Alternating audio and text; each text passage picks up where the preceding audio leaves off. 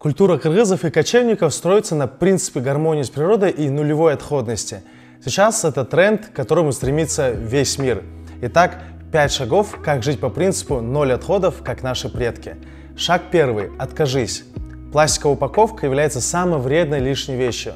Обзаведитесь эко-набором на каждый день. Это может быть шопер, контейнер для ланча, фляга для воды, кружка для кофе. Раньше мы делали эти изделия из кожи и волока, например, бурдюк для хранения кумыса. Шаг второй – сократи. Осознайте, что многие вещи в вашей квартире на самом деле не нужны.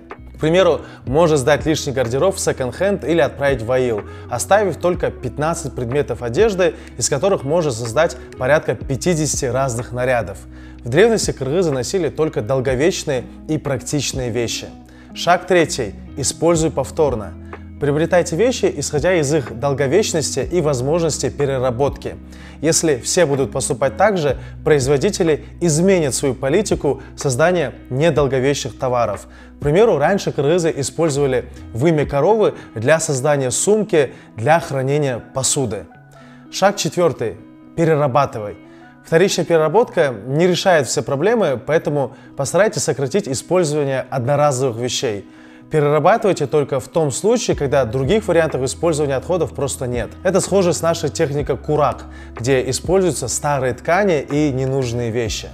Шаг пятый – компостируй. Наверное, это более сложный вариант, потому что органические отходы также составляют треть всего бытового мусора. Даже остаткам еды можно найти применение. С помощью домашнего компостера, специального приспособления, эти отходы превратятся в полезное удобрение для растений.